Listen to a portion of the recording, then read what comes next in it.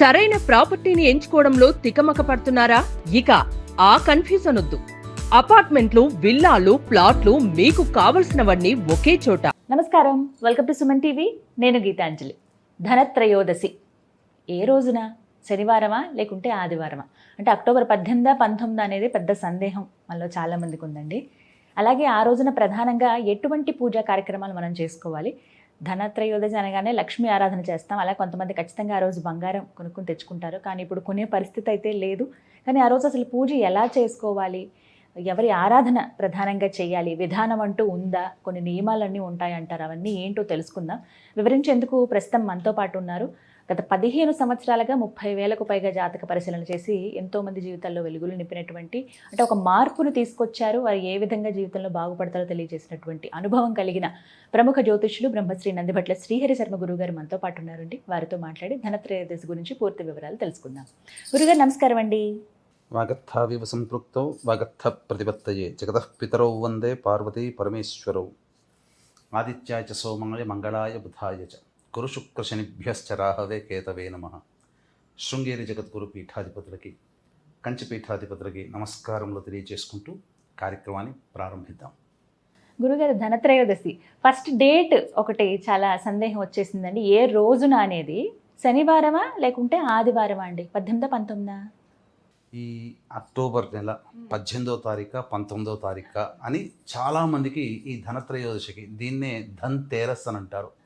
అంటే మన దక్షిణ ప్రాంతంలో ఈ యొక్క విధానం అనేటువంటిది ఆచరణ లేకపోయినా, నార్త్ సైడ్ వాళ్ళు మాత్రం దీన్ని ధన్తేరస్గా చాలా గొప్పగా పండుగ జరుపుకుంటారు. అంటే మనకు శాస్త్ర ప్రకారం కనుక చూసినట్లయితే ఈ ధనత్రయోదశి అనేటువంటిది లక్ష్మీ అమ్మవారు జన్మించినటువంటి రోజుగా చెప్పబడుతుంది. ఈ రోజునే జన్మించినట్టుగా క్షీరసాగర మథనం నుంచి అమ్మవారు ఉద్భవించింది. అమ్మవారితో పాటుగా చంద్రుడు, ఐరావతము, ఉచ్చైశ్రవము, హాలాహలము, అలాగే ధన్వంతరి అనే ఆయుర్వేద దేవత కూడా ఉద్భవించడం జరిగింది. అందుకనే ఈ సంబంధించినటువంటి త్రయోదశినే ధన్తేరస్ అంటారు. ధన్వంతరి జయంతిగా కూడా పిలుచుకుంటారు. ఇదే రోజున రెండు చేసుకుంటారు. అయితే ఈసారి మన అదృష్టం కొద్దీ శని త్రయోదశి కూడా కలిసి వచ్చింది. అంటే శనివారం అంటారా? శనివారం. అయితే ఎందుకు శనివారము? సూర్యోదయానికి ద్వాదశి ఉంది, మధ్యాహ్నం తర్వాత నుంచి కదా త్రయోదశి వస్తుంది. మరి త్రయోదశి ఎలా మనము ఈ 18 తారీఖున అని అంటాము ధన్తేరస్ అని అంటే, ఇక్కడ మనకు పంచాంగంలో కనిపించేటువంటి సంబంధించినటువంటి పరిశీలనలో మనకు డైరెక్ట్గా కనబడుతుంది ద్వాదశి శనివారం నాడని. కానీ ఇక్కడ మనం చర్చించుకోవాల్సినటువంటిది ఏంటంటే, శాస్త్రాంతర్గతంగా మనం చర్చించుకోవాలనుకున్నప్పుడు దీపావళి అనే పదం గురించి మనం మొదలు తెలుసుకోవాలి. దీపావళి అనే పండుగ అనాదిగా 5 రోజుల పాటు జరుపుకునేటువంటి పండుగ.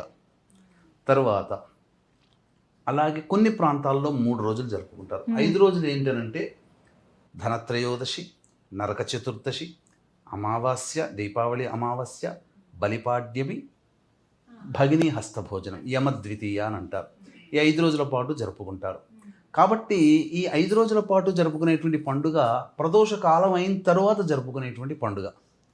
కాబట్టి త్రయోదశి తిథి ప్రదోష కాలానికి 18వ తారీఖు నుంచే ప్రారంభమైంది. కాబట్టే ధనత్రయోదశి అనేటువంటి విధి విధానంగా ఉన్నటువంటి పండుగని మనం 18వ తారీఖు రోజునే జరుపుకోవాలి. 19వ తారీఖు రోజున చతుర్దశి, నరక చతుర్దశి అని అంటారు. 20వ తారీఖు రోజున దీపావళి అమావాస్య. ఇది సందిగ్ధతను తీర్చేశారు మొత్తానికి. ఇదైతే మరి ఇక ధనత్రయోదశి అసలు ఏమిటండి విధి విధానాలు? మనం ఎలా పూజ చేసుకోవాలి? ఏమైనా నియమాలు ఉన్నాయా? ముందుగా మాట్లాడుకుందాం. ఏ పూజ చేయాలి? లక్ష్మీ అమ్మవారు ఉద్భవించారంటే అది మామూలు విషయం కాదు. చాలా అద్భుతమైన రోజుగా చూస్తాం మనందరం. ఇంకా సందేహాలు కూడా ఉన్నాయి, ముందుగా తెలియచేయండి, అవన్నీ అడుగుతాను. మీకు ఒక ముఖ్యమైన విషయం చెప్తానమ్మా. ఈ ధనత్రయోదశి రోజునే అమ్మవారు ఏ నక్షత్రంలో జన్మించిందని చెప్తారు? ధనత్రయోదశి అంటే ఉత్తరా నక్షత్రంలో జన్మించింది అని చెప్తుంటుంటారు. అంటే కొంతమందికి ఉత్తరాషాఢ అని చెప్తుంటుంటారు. అంటే ఒక్కొక్క యుగంలో ఈ లక్ష్మీ అమ్మవారి యొక్క అవతార స్వరూపము ఒక్కొక్క నక్షత్రంలో ఉద్భవించడం జరిగింది. అనేక పురాణాంతర్గత పురంగా చూసుకున్నట్లయితే, పద్మ పురాణాంతర్గతంగా చూసుకున్నట్లయితే భృగు మహర్షికి సాక్షాత్తు అమ్మవారే జన్మించింది. ఆ. కాబట్టి ఉత్తరా నక్షత్రం అమ్మవారి యొక్క జన్మ నక్షత్రం. 18వ తారీఖు రోజున ప్రదోషకాల సమయంలో ఉత్తరా నక్షత్రం ఉంటుంది, ప్రవేశిస్తుంది. 18వ తారీఖు అంటే ధనత్రయోదశి ఏ దేవత మీద ఏర్పాటు చేయబడింది? లక్ష్మీ అమ్మవారి పేరు మీద. కాబట్టి ఈ రోజున ఉత్తరా నక్షత్రం కూడా ఉండడం వల్ల మరింత పవిత్రత, మరింత మహిమను సంతరించుకున్నది ఈ సంవత్సరం వచ్చే త్రయోదశి, ధనత్రయోదశి అని చెప్పవచ్చు. గురుగారు, ముఖ్యమైన ప్రశ్న అడుగుతున్నాను. అందరూ ఎంతో ఆసక్తిగా ఎదురు చూసేది, అడగాలనుకునేది బంగారం కొనటం. ధనత్రయోదశి రోజు బంగారం ఖచ్చితంగా కొనాలా, లేదు బంగారం కాదు ఇంకా చాలా ఉన్నాయి అని అంటే కనుక అసలు ఏం తీసుకోవాలి? ఆ రోజున ఏం కొనుక్కోవాలి ధనత్రయోదశి రోజు?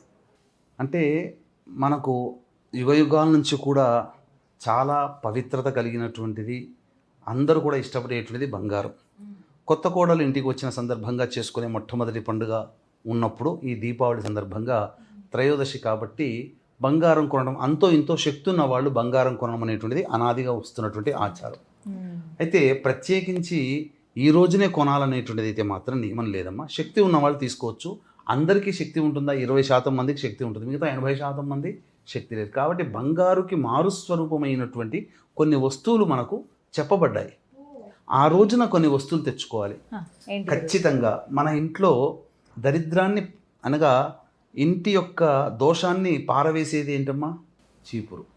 చీపురు కొనుక్కోవాలి, ఆ రోజు తెచ్చుకోవాలి.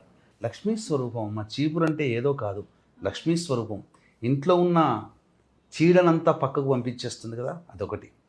తర్వాత ఏకాక్షి నారికేళం అని ఉంటుంది, చిన్నది శ్రీఫలం అని అంటారు. ఆ శ్రీఫలం కానీ ఏకాక్షి నారికేళం అంటే ఒక కన్ను ఉన్నటువంటిది కానీ ఇవి దొరికితే కనుక తీసుకోవచ్చు. శ్రీఫలం దొరుకుతుంది, చిన్న నారికేళం పూజా స్టోర్లో దొరుకుతుందమ్మా. తర్వాత గోమతి చక్రాలు తీసుకోవాలి. తర్వాత ఈ యొక్క ముత్యపు శంఖము అని ఒకటి ఉంటుంది, అది తీసుకోవాలి, చిన్నది దొరుకుతుందమ్మా. తర్వాత ముత్యం కూడా కొనుక్కుంటే చాలా మంచిది. ఇక లక్ష్మీ గవ్వలు అని దొరుకుతాయి, అవి తీసుకోవాలి.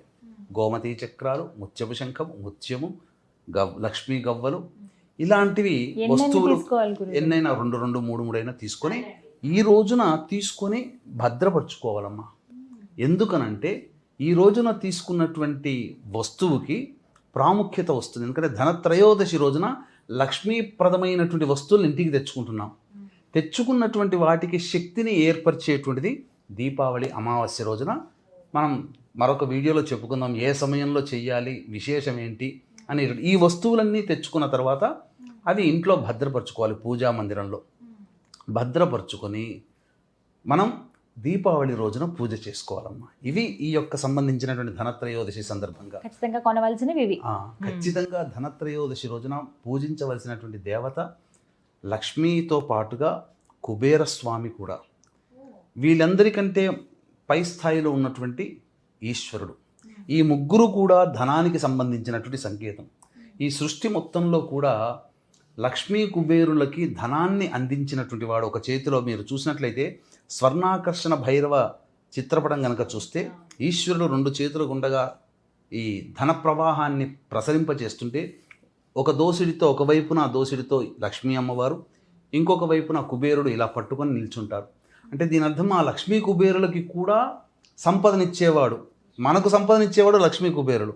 కానీ ఆ లక్ష్మీ కుబేరులకే సంపదని అందించేటువంటి వ్యక్తి పరమేశ్వరుడు. కాబట్టి ఈ ముగ్గురు దేవతల్ని ఈ ధనత్రయోదశి సందర్భంగా ఖచ్చితంగా ఆరాధన చెయ్యాలి. ఇది ముఖ్యంగా మనకు ప్రదోషకాల సమయం, శనివారం కూడా కలిసి వచ్చిందమ్మా. కాబట్టి చాలామంది శని బాధలతో బాధపడేటువంటి వాళ్ళు, ఏలినాడు శని, అష్టమ శని, అర్ధాష్టమ శని, కంటక శని, యోగ శని, దాంపత్య శని, ఇటువంటి రకాల సమస్యలతో బాధపడుతున్నటువంటి వాళ్ళు ముఖ్యంగా ఈ యొక్క సంబంధించినటువంటి ధనత్రయోదశి రోజున ప్రదోషకాల సమయంలో, అనగా సూర్యోదయం నుంచి సూర్యాస్తమయం వరకు ఉపవాస నియమాన్ని పాటించి శనిదోష నివారణ పూజలు కనుక చేసుకుంటే ఖచ్చితంగా వాళ్ళకి ఈశ్వరానుగ్రహం కలుగుతుంది. ఈ యొక్క సందర్భంగా వీక్షించేటువంటి ప్రేక్షకులు కూడా గమనిక, ఈ 18వ తారీఖు రోజున శనివారము ప్రదోషకాలంలో త్రయోదశి తిథి ఉంది. కాబట్టి ఈ పర్వదినాన్ని పురస్కరించుకొని ధనత్రయోదశి, శని త్రయోదశి 2 కూడా అయినటువంటి కారణం చేత ముఖ్యంగా ఈ ధన్వంతరి జయంతి కూడా అయింది. కాబట్టి మన పీఠమాధ్వర్యంలో మేష మిథున కర్కాటక సింహ కన్య వృశ్చిక ధనస్సు కుంభమీన రాశిలో జన్మించిన వారికి శనిదోష నివారణ హోమాలు, అలాగే లక్ష్మీ కుబేర హోమము, ధన్వంతరి హోమము, జాతకరీత్యా ఉన్నటువంటి పలు సమస్యల నివారణకి వివిధ రకాల హోమాదులు జరిపించి కరుంగలి మాల మీకు శక్తిపాతం చేసి ఇవ్వడం జరుగుతుంది. శని త్రయోదశి అంటే శనికి సంబంధించిన చెట్టే జమ్మి చెట్టు. ఆ జమ్మి చెట్టు నుంచే కరుంగలి మాల వస్తుంది. అత్యంత మహిమాన్వితమైనటువంటి రోజున మీకు శక్తిపాతం చేసి ఇవ్వడం జరుగుతుంది. అవకాశం ఉన్న వాళ్ళు కార్యక్రమ తదనంతరం కాంటాక్ట్ చేసి పూర్తి వివరాలు తెలుసుకోవచ్చు. ఇక మనం ఈ యొక్క త్రయోదశి తిథి రోజున ఈశ్వరానుగ్రహాన్ని పొందే ప్రయత్నం చేయాలి. సకల బాధలు కర్మదోషాలు తొలగిపోవాలనుకున్నప్పుడు ప్రదోషకాల సమయంలో శనివారం రోజున 18వ తారీఖమ్మ, ఆ రోజున పరమేశ్వరునికి బయట అనేక దేవాలయాల్లో బయట కూడా ఒక శివలింగాన్ని ఏర్పాటు చేస్తున్నారు. ఆ యొక్క శివలింగానికి నల్ల నువ్వుల నూనెతో కనుక అభిషేకము చేసి శంకు పుష్పాలతో అపరాజిత పుష్పాలతో ఈశ్వరుని అర్చించినటువంటి వాళ్ళకి అపజయం అంటూ ఉండదు. వాళ్ళ తలపెట్టినటువంటి సంకల్పం కార్తీక మాసం అయ్యే లోపల నెరవేరుతుందని చెప్పవచ్చమ్మా. కాబట్టి అంతటి దివ్యమైనటువంటి ధనత్రయోదశి రోజున దీపావళి పండుగలో జరుపుకునే మొట్టమొదటి రోజు కాబట్టి దీపదానము అనేటువంటిది ఈ 5 రోజుల పాటు చేయాలి. దీపదానం ఎలా చేయాలండి? దీపదానం అంటే దీపదానం ఉన్నప్పుడు ఈ యొక్క ధనత్రయోదశి సందర్భంగా 4 దీపాలని బ్రాహ్మణులకి 4 దిక్కుల్లో ఒత్తులు వేసి 4 విధాలుగా వెలిగించి 4 బ్రాహ్మణులకి దానం చేయవచ్చునమ్మా. లేదా ఇత్తడి దీపము, వెండి దీపము, శక్తి ఉంటే ఇత్తడి దీపము, ఇవి దానం చేయవచ్చు. ఈ చేసినందువల్ల ప్రధానంగా ఈ 5 రోజుల పాటు దీపదానం ఎవరైతే చేస్తారో వాళ్ళకి నరక ప్రాప్తి అనేటువంటిది ఉండదు. గత జన్మ కర్మదోషాలు తొలగిపోతాయి, ధనవంతులు అవుతారు, ముఖ్యంగా అనారోగ్యం నుంచి బయటపడతారు.